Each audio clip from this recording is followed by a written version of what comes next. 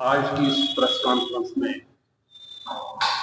हम आपको तहे दिल से इस्तकबाल करते हैं, क्योंकि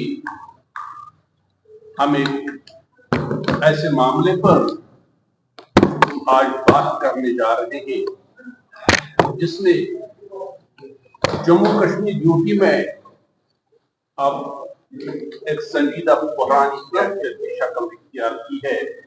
वो है रिजर्वेशन का मसला। तो इस सिलसिले में जनरल कैटेगरी वेलफेयर फोरम 2012 से अवाम में जागृति पैदा करने की कोशिश करती आई है। हमने अपने तई बहुत कोशिश की, जम्मू चले गए, कश्मीर के हर एक डिस्ट्रिक्ट में हमने अपनी आवाज़ पहुंचाने की कोशिश की, श्रीनगर में भी हमने स्ट्रीट प्रोटेस्ट की। तो हमारे जो ऑर्गेनाइजेशन के मकासद है, हम किसी रिजर्वेशन के खिलाफ नहीं है, but it should be only to the deserver. और हमारी तंजीम बिल वास्ता या बिला वास्ता किसी भी सियासी तंजीम से वाबस्ता नहीं। तो आगे की कार्रवाई के लिए मैं गुजारिश करूंगा मोहतरम आफ्ताब अंद्रानी साहब से, जो हमारे सरपरस्त आला है, ये आगे की कार्रवाई। अस्सलाम वालेकुम वरहमतुल्लाहि वबरकातुहू। सितम बाला सितम यह है कि हमारे जम्मू कश्मीर में 2024 के अवाइल में एक नई रिजर्वेशन पॉलिसी रोबा अमल लाई गई, जिससे ओपन मेरिट या जनरल कैटेगरी के हुकूक पर शब्द खून मारा गया और उनको मायूसी की ऐसी गहरी खाई में धकेला गया जिससे न कोई राह फिरार न कोई राह नजात मुमकिन है। जिन तबकों को मखसूस जुमरे में रखा गया है, इनके लिए नस्ल दर नस्ल जागीर बना दी गई है। अगर मखसूस जुमरे का एक कोई शख्स किसी आला वहदे पर रिजर्वेशन की बरकत तैनात हुआ तो उसके बच्चे इस जुमरे के मुस्तहक क्यों करें?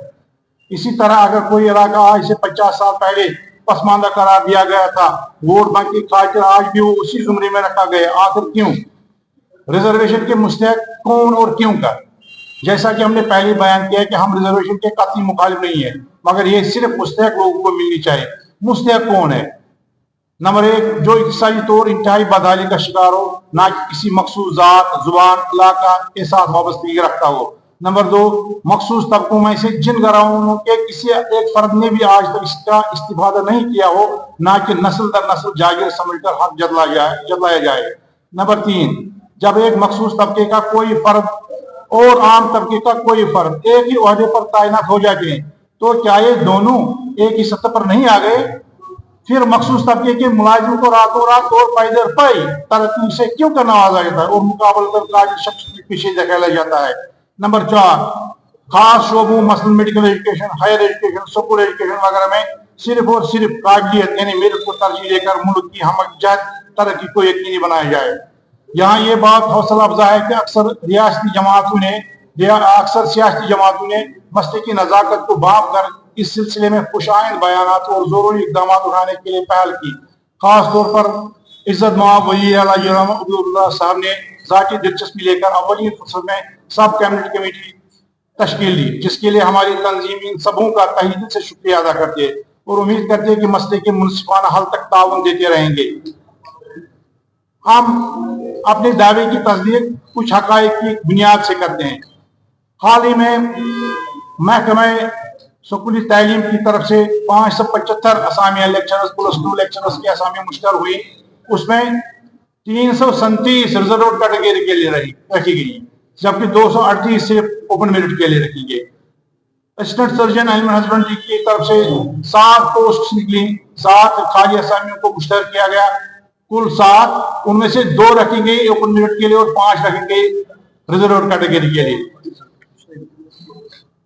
हाल ही में जो पीजी और मेडिकल एजुकेशन होता है, पहले एमबीबीएस के बाद जब पीजी के लिए क्वालिफाई करना होता है, तो उसमें टोटल 283 सीटें मुंतखब हुई। तो उसमें 117 ओपन मेरिट, 166 रिजर्व कैटेगरी के लिए। इसमें हम ये एक बात यहाँ पर कहना चाहते, जब चॉइस के रिजर्व कैटेगरी पर या मेरिट की बुनियाद पर कोई एमबीबीएस में सिलेक्ट हो जाता है, तो क्या ये एक ही कॉलेज में नहीं पढ़ते हैं, सेम प्रोफेसर से नहीं पढ़ते हैं, एक ही हॉस्टल में नहीं रहते हैं? क्या उस वक्त इसको एड पर नहीं लाया गया? अगर उसको एमबीबीएस सीट दे दी गई, फिर पीजी करने के लिए फिर रिजर्वेशन क्यों? एक बंदा लेता है 210 मार्क्स, वो ड्रॉप हो जाता है पीजी में, दूसरा लेता है 150 मार्क्स, वो वहां पर पीजी बन जाता है। आप देखिए मेडिकल एजुकेशन का हाल क्या होगा अगर ये सिलसिला बदस्तूर जारी रहा। पोस्टें मुश्तरकी मुख्तलिफ 17 पोस्टें, वो उसमें टेक्निकल भी हैं, नॉन टेक्निकल भी हैं। तो उसमें 2 रखी गई ओपन मेरिट के लिए, सिर्फ 2, 15 रिजर्व के लिए। क्या ये जुल्म, बालाई जुल्म नहीं है? हमारे मुतालबात क्या है? हम तमाम सियासी जमातों से मुवाजिबाना गुजारिश है कि वो मसले पर सियासी मफादात को बालाई ताक रखकर अक्सरी तबकों को मेरिट की बुनियाद पर इंसाफ दिलवाने के लिए एकजुट हो जाएं। हम दिल की अमी गहराई से हम सभी सियासी जो लीडरान हैं उनसे गुजारिश करते हैं कि इस मसले पर सियासत ना करें, बल्कि जो तबका इसका खामियाजा भुगत रहा है उस तबके की आवाज को मौसर तरीके में लेकर इनका सजवाब करने के लिए कोशिश करें, सियासी फायदा उठाने की कोशिश ना की जाए। नंबर 2, तरक्की में रिजर्वेशन को एकदम कलअदम करा दिया जाए, क्योंकि जब 2 लोग लगते हैं नौकरी पर, एक जुमरे जनरल जुमरे से आता है और दूसरा किसी मखसूस जुमरे से आता है, उस वक्त उसको माली तौर पर बिल्कुल मुस्तहकम किया जाता है, इस्तेकाम बख्शा जाता है। आप उसको रातों रात सिर्फ तरक्की देकर बहुत आगे ले जाया जाता है, और जो खास इसमें जनरल कैटेगरी से फॉर्म करता है उसको पीछे धकेला जाता है। ये तो बिल्कुल सरासर नाइंसाफी है। हम चाहते हैं कि तरक्की में रिजर्वेशन को एकदम करा दिया जाएगा। नंबर 3, ताजा तरीन मखदूम शुमारी करके मुख्तलिफ तबकों की शरई आबादी का तयन किया जाए।